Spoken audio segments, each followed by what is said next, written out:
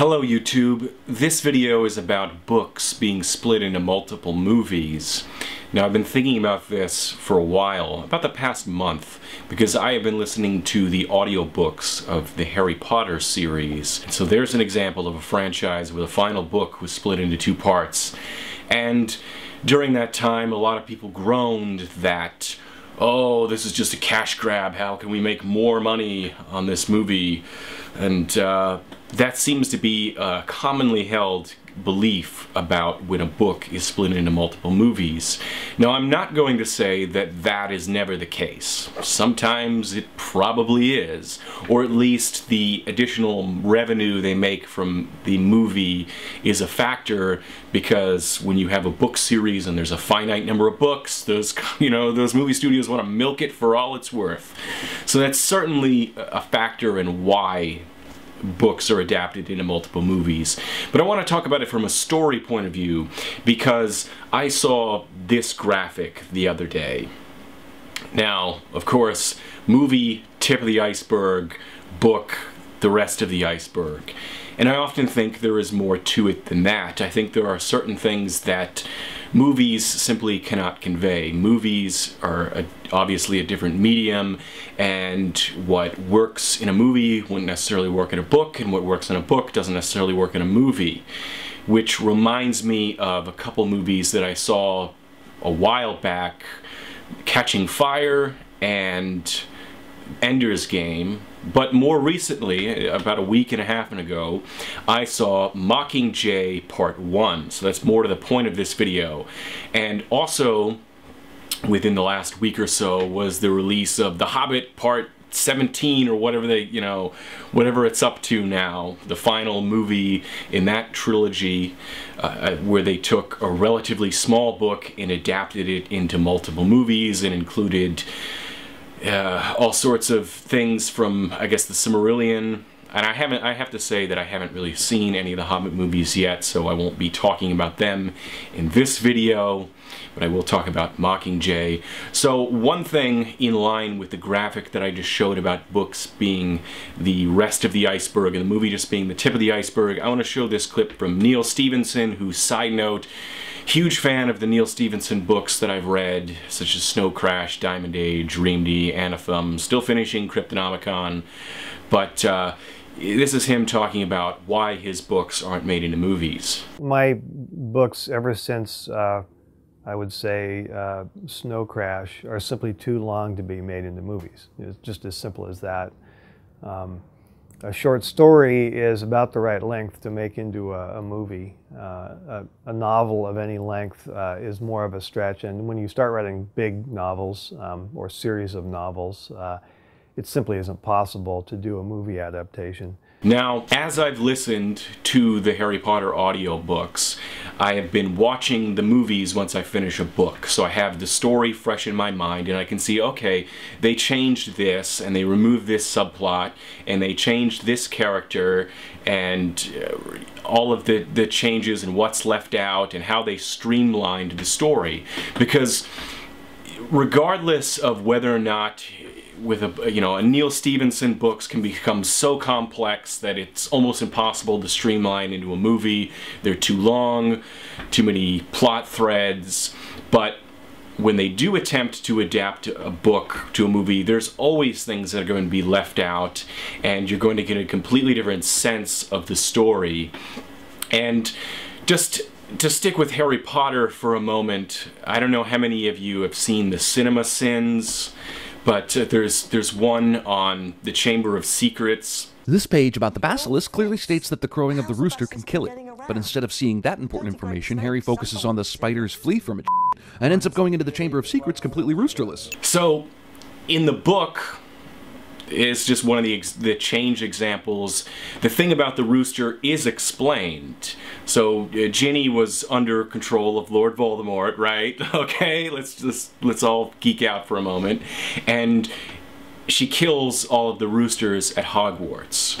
And so that's not something, you can't blame that plot hole on J.K. Rowling.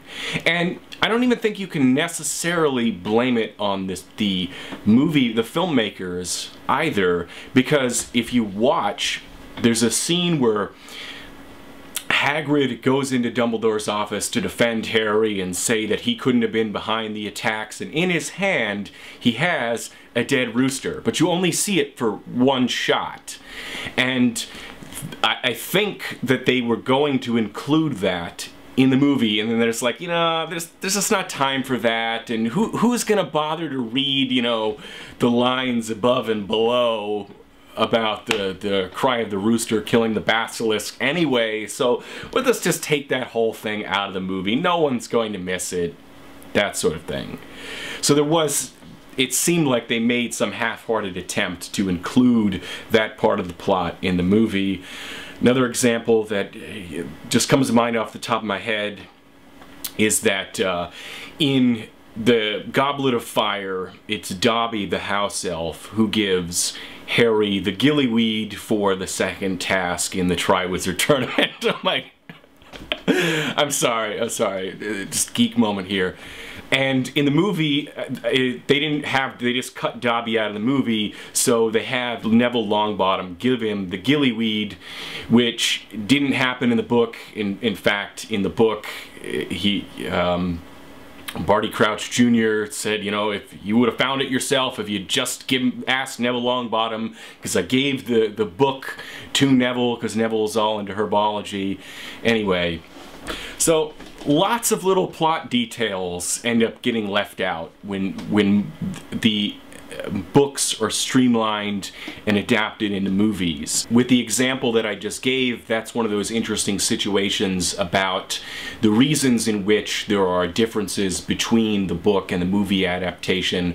What I would speculate in that particular case is that number one, the Dobby story, that was a subplot, and they cut that to streamline the story for the movie. Also, Dobby is a CGI character, and so it would cost more than having the actor that plays Neville be the plot vehicle for that particular plot point. And so getting rid of the subplot and saving on CGI just made sense. So no Dobby in the movie, but for the story, any tightly written story, the pieces all fit together, so they still have to get that across. So then, okay, Neville, it also makes sense within the book. It was something that might have happened in the book but didn't happen, and so they're just like, we're just gonna move this little thread over to here and keep the story moving. Other times I think that it's simply difficult to convey aspects of the book, especially if they're psychological. What books excel at is getting inside the mind of a character, and that's what's interesting about the Hunger Games series and about Ender's Game.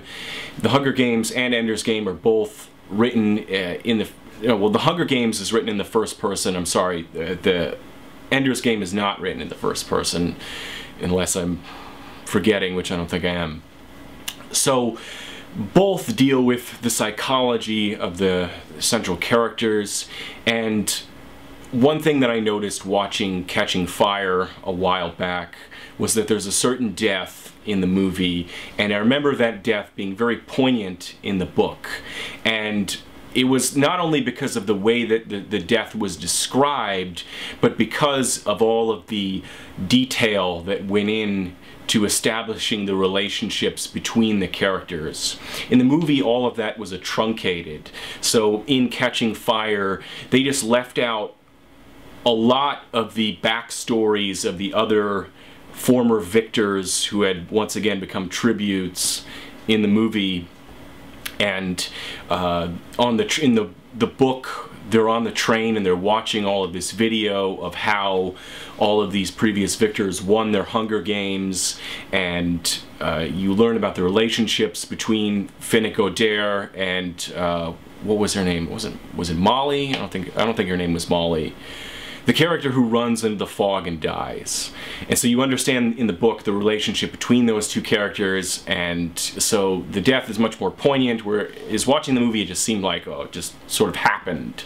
Not starring these important parts from the book: Katniss's hearing loss, the Avoxes, Peeta's amputation, political and social satire, the subtle nuances explaining the relationships between the districts and the capital, the inner turmoil of Katniss as she struggles to love Peeta for the sake of the cameras, and the actual hunger. Seriously, they all look very well fed. The Hunger Games.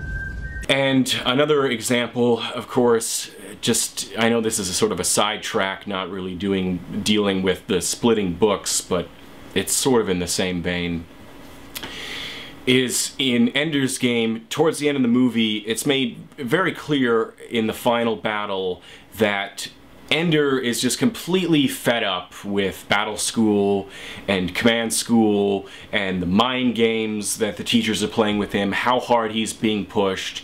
And what he does is just, it's basically an FU to the teachers. He's, you know, not going to play by the rules anymore.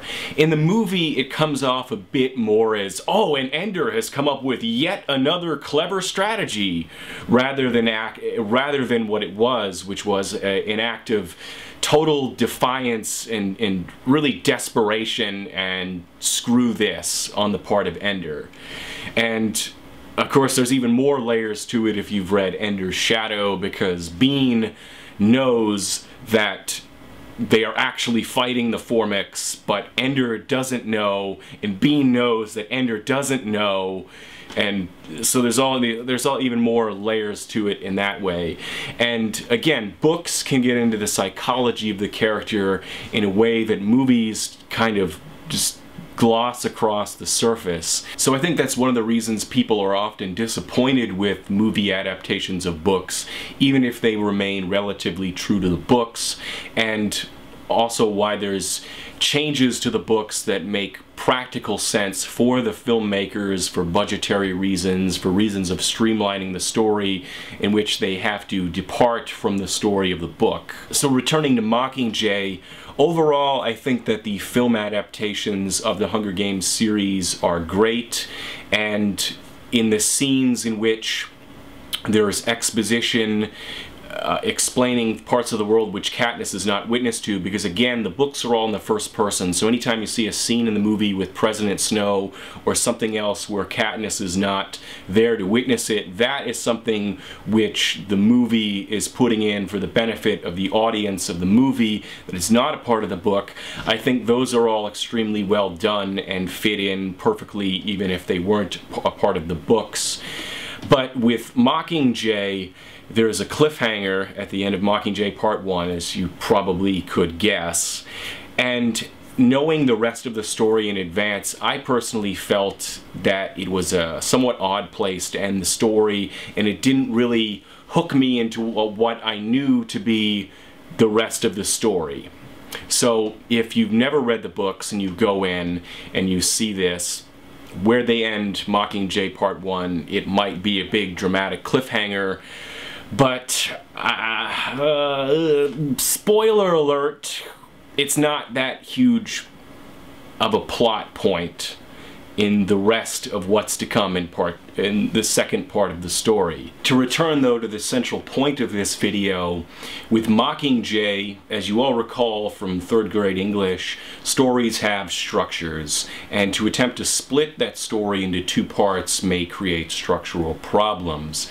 However, having seen the first part of Mockingjay and knowing the overall story, it's very difficult for me to imagine what it would have been like had they only made one movie out of this story.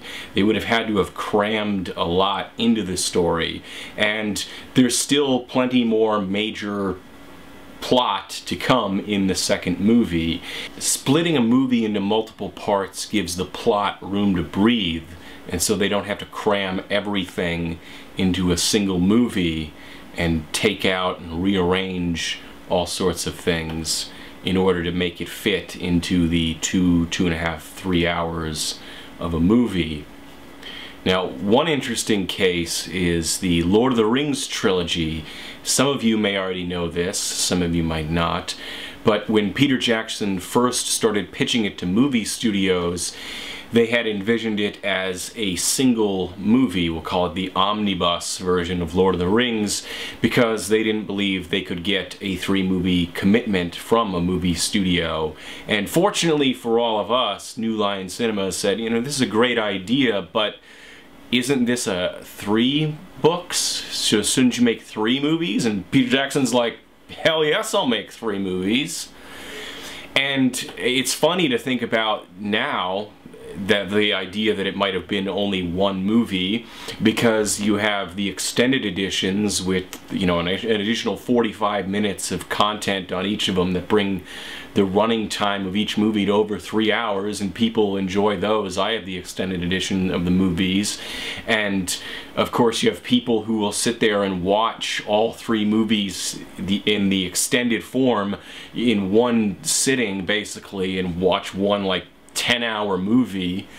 And audiences get into that sort of thing, especially if it's from a story, if it's based on a story that was expansive enough to begin with. That's really saying nothing of formats like the miniseries. Just strictly in terms of movie adaptations, oftentimes if the story is expansive enough, it is a good idea to split the movie adaptation into multiple parts. Again, you know, Deathly Hallows was something like 750 something pages long, and to try and cram that all into one movie, they could have made it work, but not without sacrificing quite a lot, and so they split it into 2 movies, which perfectly dovetails into their agenda of milking the franchise for as much money as possible. And so, long story short, yeah, I'm sure money is a factor in making these multiple adaptations, but I also feel that anyone who has read a book and then seen the film adaptation and realizes all the sacrifices that the film adaptation makes and how much more expansive books generally are, understand that it's not necessarily a bad thing from a story point of view to make more than 1 movie out of a book. In some books, it's sort of ludicrous to try and cram it all into 1 movie. Who knows what Lord of the Rings, like an omnibus, 1 single movie of Lord of the Rings would have been like, but I can imagine they would have gotten from point A to point B a hell of a lot faster. I think if that, have any of you seen that How It Should Have Ended, The Lord of the Rings, How It Should Have Ended, I'll post a link to that in the description. I think that's probably what the one movie version of the Lord of the Rings trilogy would have been like.